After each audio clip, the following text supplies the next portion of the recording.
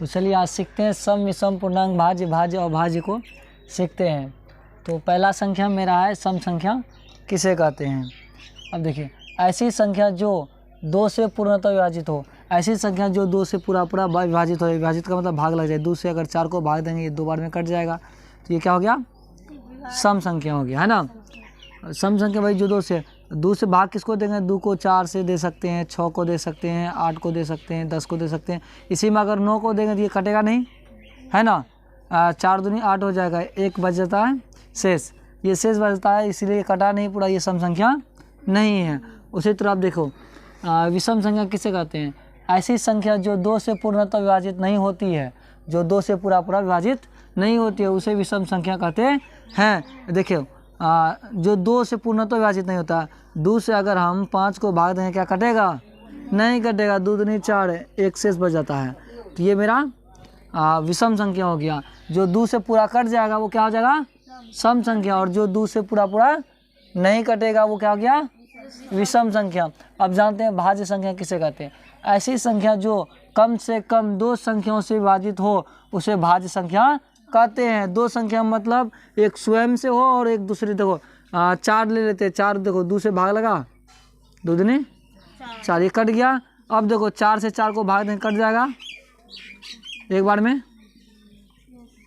ये 2 संख्या से कटा, इसी को कौन संख्या कहेंगे, भाज्य संख्या कहते हैं। भाज्य ऐसी संख्या जो कम से कम 2 संख्या से विभाजित हो उसी को क्या कौन संख्या कहते हैं, भाज्य संख्या कहते हैं। जैसे 4, 6, 8, 9, 10 डॉट आदि, समझ गया, etc।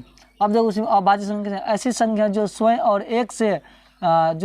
एक से के अलावा किसी और से विभाजित नहीं हो उसे अभाज्य संख्या कहते हैं। अब देखो अभाज्य संख्या किसको कहते हैं, ऐसी संख्या जो 1 से और उनके अलावा स्वयं से, ऐसी संख्या जो 1 से कटे और स्वयं से कटे। जैसे ले लो 7, 1 से कटेगा 7 बार में, ये कट गया। अब देखो 7 एक बार 7 से कटेगा एक बार में, 2 संख्या से कटा, इसको कौन संख्या कहेंगे, अभाज्य संख्या कहते हैं। जैसे एग्जाम्पल 2, 3, 5, 6, 7, हाँ, 100 अभाज्य संख्या किसे कहते हैं, 100 अभाज्य ऐसी संख्या जिनके जोड़े गुणनखंडों में एक के अलावा अतिरिक्त कोई भी उभयनिष्ठ गुणनखंड न हो उसे 100 अभाज्य संख्या कहते हैं। जो जोड़े में जिसका विभाजित हो, जोड़े में, जैसे मान लो देखो 2 और 3 लिए है एग्जाम्पल में, 2 और 3 है ना। अब तो इसको जोड़े में 2 को 1 से गुना करेंगे 2 ही आएगा, उसी तरह 3 को 1 से गुना करेंगे 3 ही आएगा, इसीलिए कौन संख्या हो गया, 100 अभाज्य संख्या हो गया।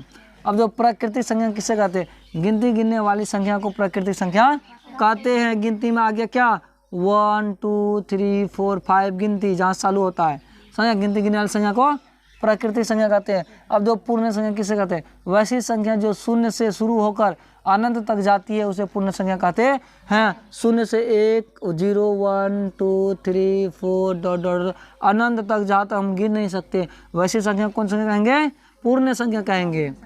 अब जो पूर्णांक किसे कहते हैं, 0 के साथ साथ धनात्मक और ऋणात्मक संख्या के एक समूह को पूर्णांक संख्या कहते हैं। पूर्णांक संख्या हो गया धनात्मक ऋणात्मक ये दोनों होता है। देखो 0 से चालू होता है, इधर 1, 2, 3, इधर -1, -2, -3, इधर प्लस छिपा रहता है, प्लस लिखा नहीं जाता है, समझ गया। ये संख्या कौन संख्या हो गया, पूर्णांक संख्या।